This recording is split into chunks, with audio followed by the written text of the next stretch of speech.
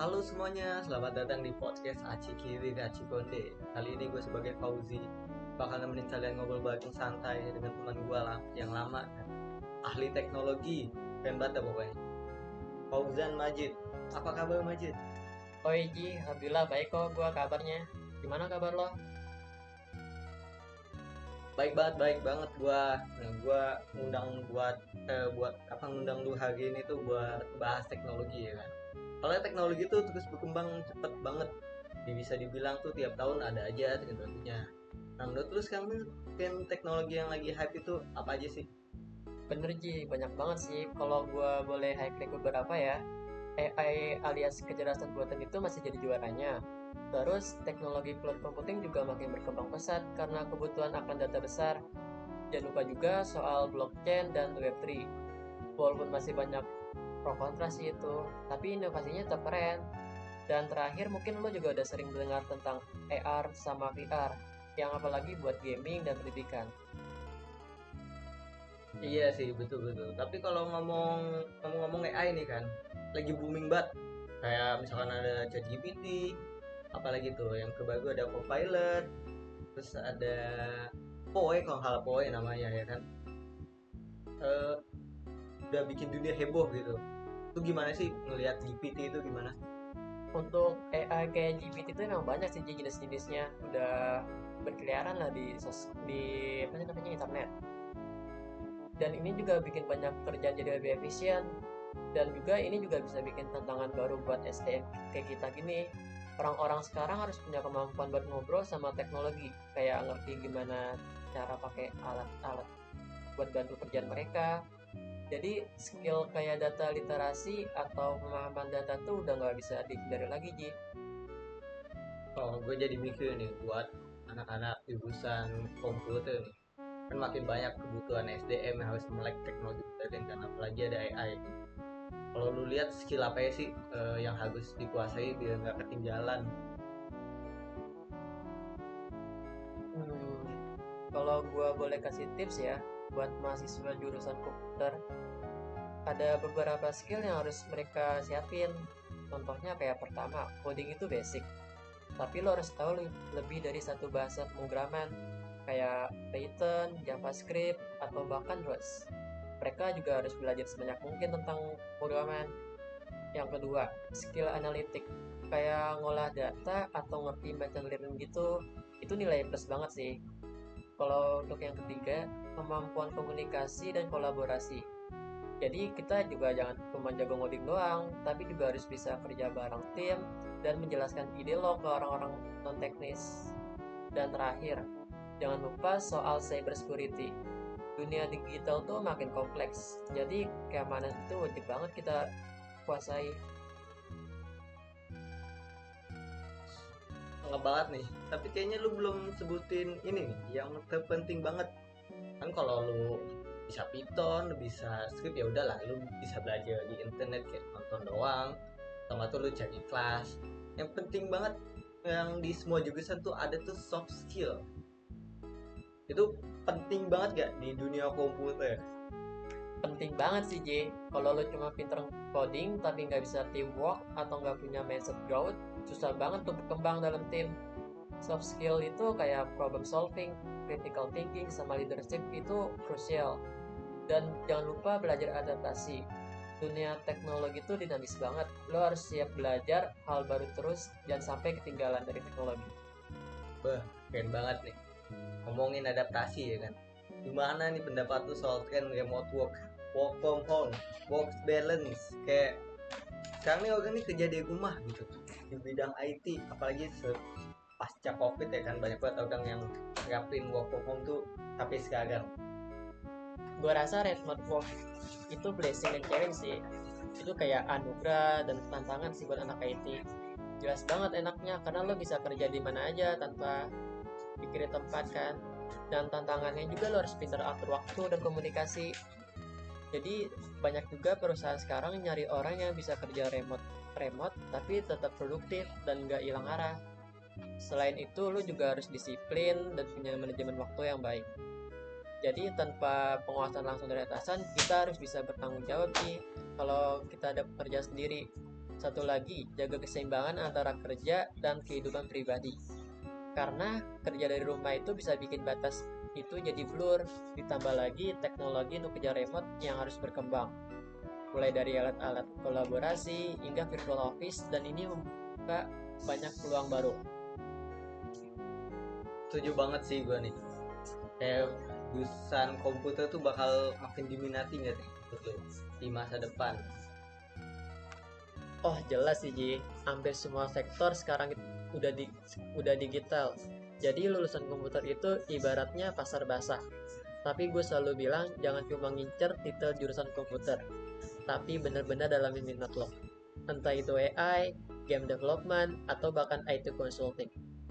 Kalau lo passion sih, perusahaan bakal nyari lo ya. Dan selain itu, jurusan komputer juga harus memberikan fondasi yang kuat untuk berbagai karir lain seperti data science, cyber security, atau bahkan entrepreneur di bidang teknologi, Ji.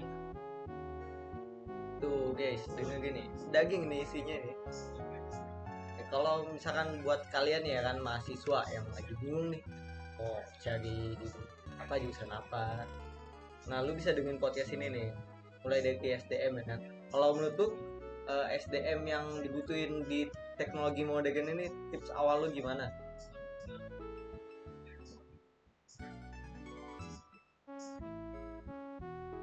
Untuk tips ya, kalau tips awal gue sih simpel aja. Yang pertama, Ji, eksplorasi dulu.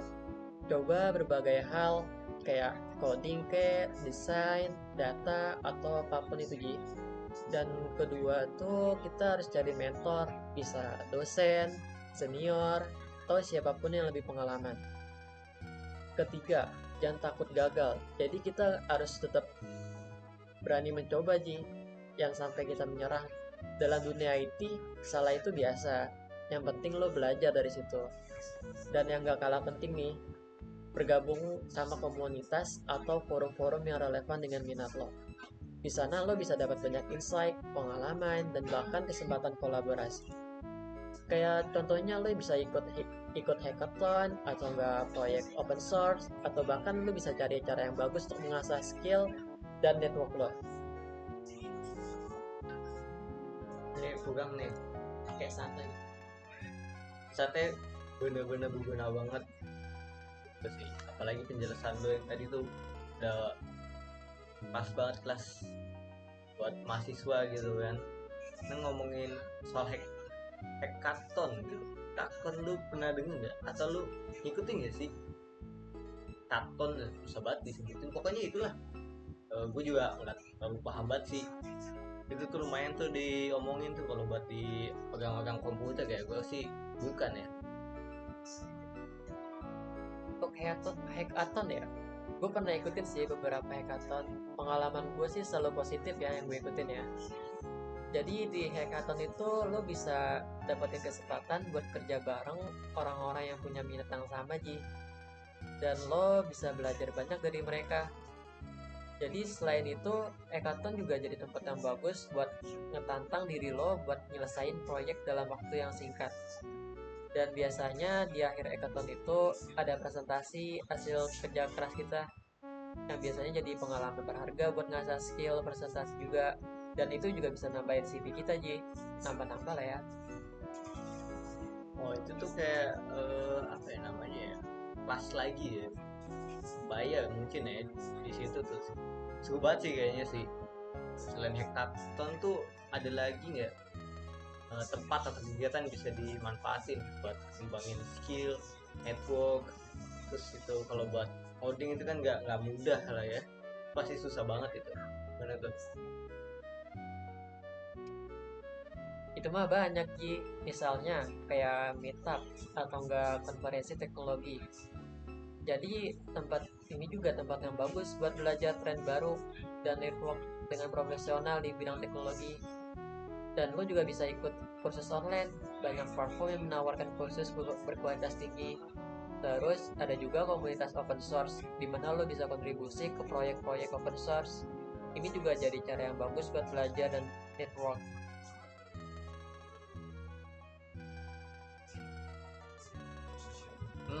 Gitu gitu. Kalau balik lagi nih kita ke topik topik utama kita nih, seberapa penting sih kan manajemen proyek di dalam dunia teknologi sekarang? Kalau menurut pendapat lu nih sebagai mahasiswa jurusan SI di Gunadarma. Untuk peran manajemen ya, kalau menurut gue sih itu kayaknya cukup penting banget sih ya, karena teknologi juga terus berkembang dan proyek-proyek juga sering dikerjain dan proyek-proyek juga makin kompleks ya, dan manajemen proyek juga dapat membantu memastikan semua bagian dari proyek yang berjalan sesuai rencana, baik itu dari segi waktu, biaya, maupun kualitas. Dan manajemen proyek itu juga baik buat memastikan semua anggota tim tahu peran dan tanggung jawab mereka. Jadi bisa bekerja lebih efektif dan efisien. Bisa ini bisa dijelasin secara detail nggak? Gue masih nggak tahu nih gimana nih. Gambarannya itu belum tahu gue. Dasar-dasar manajemen proyek itu gimana itu? Ya oke, jadi ada beberapa prinsip dasar yang penting banget. Pertama, perencanaan yang baik. Jadi kita harus punya rencana yang jelas, kayak contohnya timeline, anggaran, sumber daya yang dibutuhkan. Kedua, pengorganisasian. Kita perlu memastikan semua orang tahu peran dan tanggung jawab mereka. Yang ketiga, pengarahan. Ini tuh kayak melibatkan komunikasi yang baik dan kepemimpinan. Dan terakhir sih, nggak kalah penting, pengawasan. Kita perlu terus memonitor proyek untuk memastikan semuanya tuh berjalan sesuai rencana dan melakukan penyesuaian jika diperlukan. Nah, itu tuh jelas banget itu tuh. Buat yang masih bingung ya kan, cari sendiri dah di itu tadi tuh di GPT ya kan. Lu juga tadi nyebutin tuh soal alat manajemen proyek tuh kayak Microsoft, Project atau Trello. Gue juga nggak pernah dengar Trello itu apa. Saya ceritain nggak gimana sih alat-alat ini bisa membantu buat apa ya kerja atau buat main-main dong gitu bisa? Oke, kayak tadi lu bilang alat-alat ya, itu tuh kayak ada contohnya sih kayak Microsoft Project ya. Itu alat yang buat manajemen proyek yang sangat detail sih, Ji. Jadi kita di sana tuh kita bisa bikin Gantt chart, ngatur timeline dan alokasi sumber daya yang sangat terperinci. Sedangkan untuk Trello ya, itu lebih sederhana dan visualnya tuh cocok banget buat tim yang butuh kolaborasi cepat dan pelacakannya tugas yang mudah. Trello ini menggunakan board, list, dan card untuk mengatur dan memprioritaskan tugas yang memudahkan tim buat melacak progres proyek. Jadi kita bisa tahu nih udah nyampe mana nih proyek kita yang udah kerjain, apakah udah selesai atau enggak masih belum selesai. Jadi kayak gitulah. Jadi lebih sederhana buat Trello ya. Ini penting banget ini ya. Microsoft Project sama Trello. Gue juga baru paham nih. Trello tadi tuh mungkin lebih apa ya lebih expected lagi dibandingkan Microsoft Project gitu. Kalau buat mahasiswa yang baru banget terjun di dalam dunia manajemen proyek tuh apa aja sih tips dan trik yang bisa mereka praktikkan buat kedepannya gitu kan? Kalau buat tips ya buat mahasiswa ya, yang pertama sih ya pahami dulu sih untuk dasar-dasar manajemen proyek. Jadi untuk mereka bisa disuruh juga baca buku atau enggak ikuti kursus online tentang manajemen proyek. Yang kedua ya, untuk mereka juga dapat mulai kayak buat proyek-proyek kecil dulu, misalnya proyek kelompok di kampus. Lalu mereka menerapkan prinsip-prinsipnya manajemen proyek di situ. Untuk yang ketiga, gunakan alat-alat seperti Trello atau enggak Microsoft Project yang tadi gue jelasin, Ji. Jadi di situ bisa buat ngelacak tugas dan progres proyek. Dan terakhir, selalu evaluasi proyek yang sudah selesai. Lihat apa aja yang udah berjalan baik dan apa aja yang bisa diperbaiki dari proyek itu. Misalkan nih orang tuh gak punya Microsoft Project, itu kayaknya nggak mungkin sih. Cuman Trello mungkin dia nggak punya. Alat-alat yang lain tuh ada nggak sih atau gak tuh favorit lu selain yang tadi tuh Microsoft Project atau Trello? Kan juga nggak benar gitu. Kayaknya ada gak sih?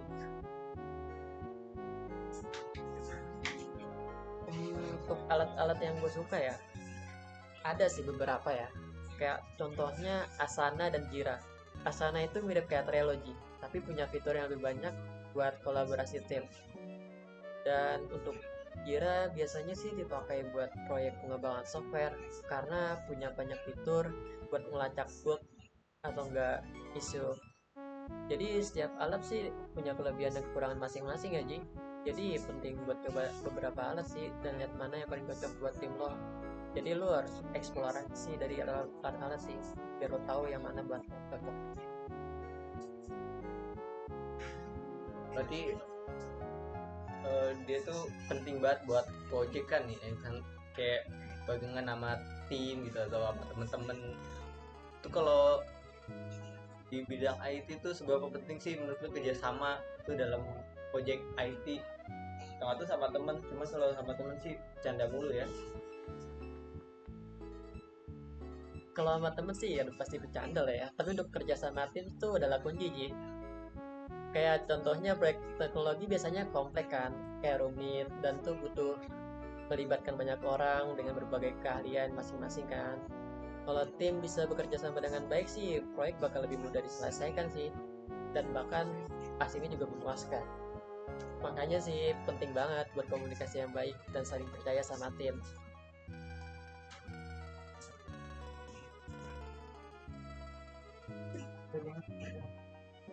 Ada gak nih cerita-cerita menarik pengalaman lu atau lu bisa memimpin gitu project yang bisa share ke kita? Lu pernah mimpi kan project? Pernah lah, masa iya nggak pernah? Kalau mahasiswa saya pernah lah memimpin.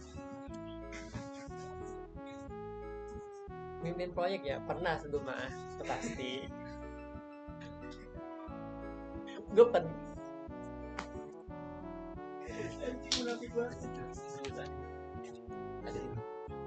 ada sih Digi. Gue pernah pimpin proyek buat bikin aplikasi mobile untuk perusahaan sebuah startup. Jadi tim gue tuh terdiri dari orang-orang yang baru pertama kali kerja bareng. Jadi untuk dalam mengerjakan sih ada tantangan utamanya ya. Ya kayak membangun kerjasama tim lah. Awalnya sih banyak miskom komunikasi lah dan tugas yang gak selesai tepat waktu lah. Tapi setelah itu kita mulai ngelakuin daily stand up meeting dan pakai Trello buat ngelacak tugas. Semuanya tuh mulai berlancar ya, karena kita dapat memantau proyek yang kita kerjain sampai mana, dan pada akhirnya kita berhasil menyelesaikan proyek itu tepat waktu. Dan aplikasi kita juga dapat feedback yang bagus dari pengguna. Pengalaman ini sih yang bikin gua ngerti berapa pentingnya itu komunikasi dan transparansi dalam tim. Oh, iya sih, emang komunikasi sama transparansi itu penting banget tuh, lagi dalam suatu hubungan kan, cuman pekerjaan doang. Buat ke temen atau tuh ke cewek itu kan penting banget. Terus pelajaran paling penting yang berharga lu dapet itu tuh apa aja sih dari pengalaman lu? Kayak kelihatannya menarik banget itu.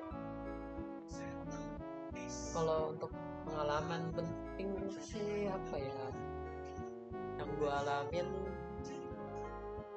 yang menurut gue berharga ya, pentingnya komunikasi dan kepemimpinan yang baik. Jadi kita harus memimpin proyek dan kita pun harus bisa mendengarkan tim, memberikan arahan yang jelas kepada mereka biar mereka itu paham apa yang kita mau dan membangun lingkungan kerja yang positif. Dan kita pun juga harus bisa fleksibel sih dan beradaptasi dengan perubahan yang terjadi selama proyek berlangsung. Jadi kalau proyeknya ada apa-apa, jadi kita bisa langsung ubah kan apa yang mau diperbaiki ke, atau nggak update ke apa, ya gitulah. Tadi lu nah itu boleh tuh. Gue sih lebih penasaran sama AI sih daripada manajemen. Kan AI ini kan masih baru banget gitu kan. After COVID, gue baru ada gitu-gitu kan. Itu ada ini gak sih etikanya dalam apa ya, di kampus gitu, di lingkungan akademis? Untuk etika ya tuh AI apa ya, ulang ah. Gak apa-apa.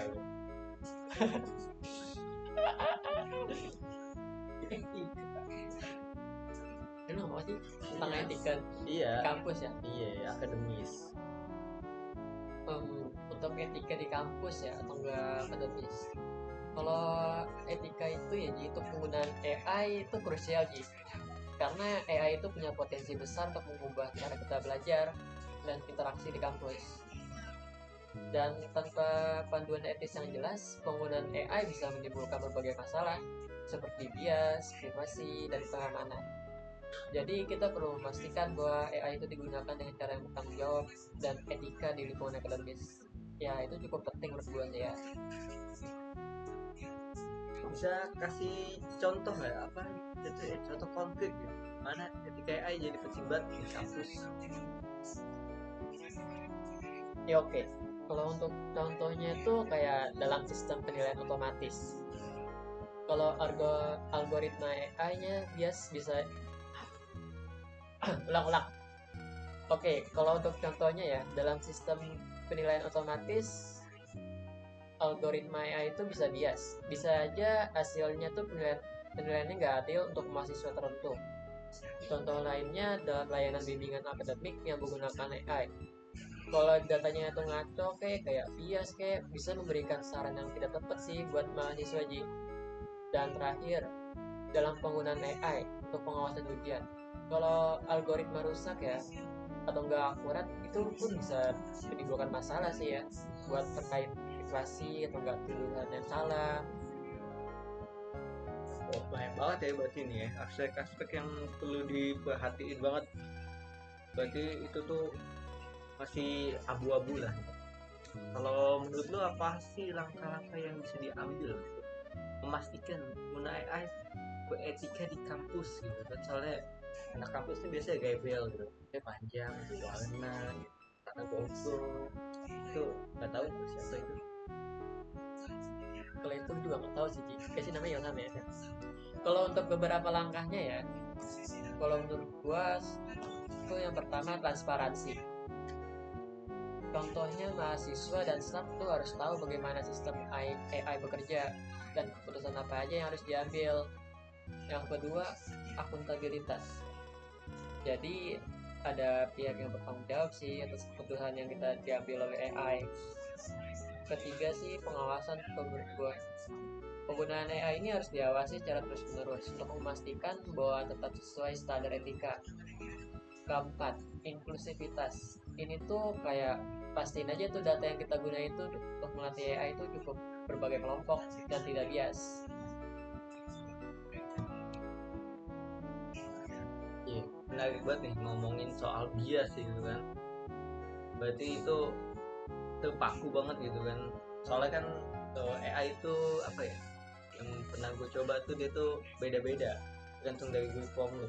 Kalau lu bahas ini, kita buat mahasiswa yang lain juga belum tentu sama hasilnya kan. Bisa lu jelasin gak gimana sih mengatasi bias dalam AI di lingkungan kampus?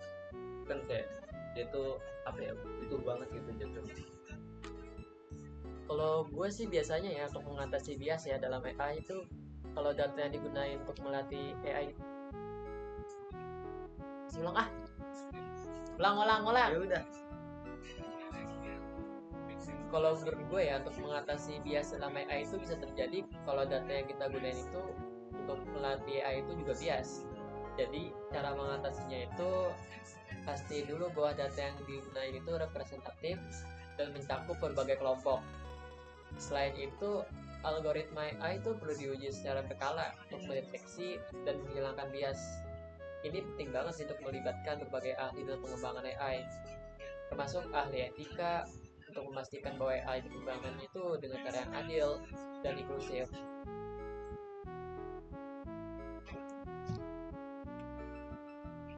Banyak banget nih yang harus diperhatiin nih ya. Harus teliti berarti sebagai mahasiswa gitu. Terus siapa aja nih yang harus terlibat dalam memastikan penggunaan AI yang beretika di kampus? Nggak cuma dosen kan harusnya kan.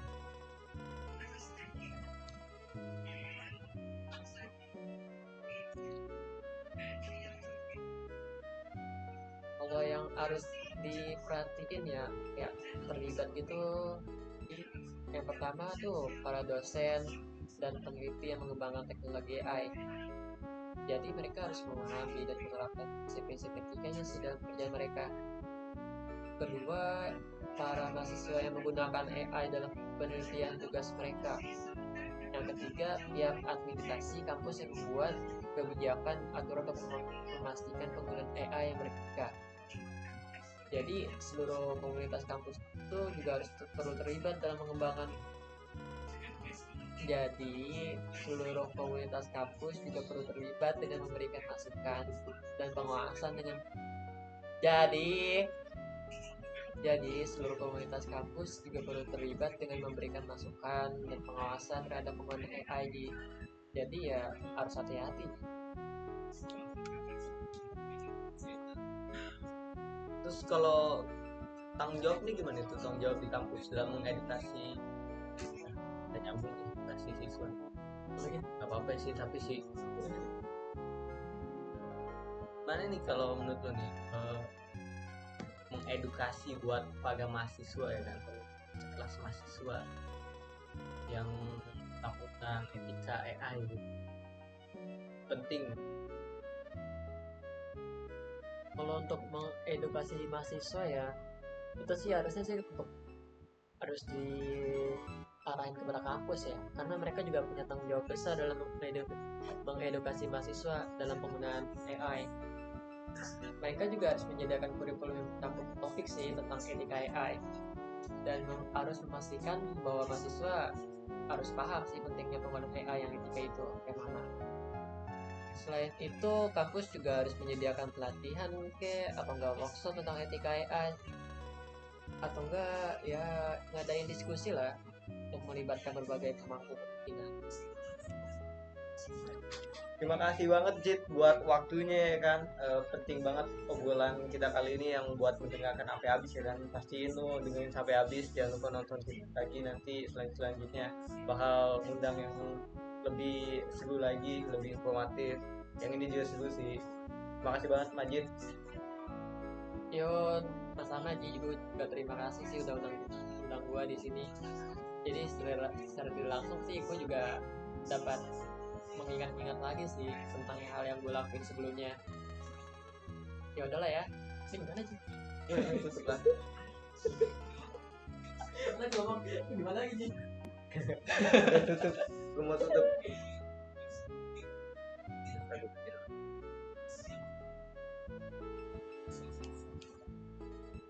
Sekian dari podcast Aciki Wiga Cikonde yang lumayan penting banget buat ini tuh.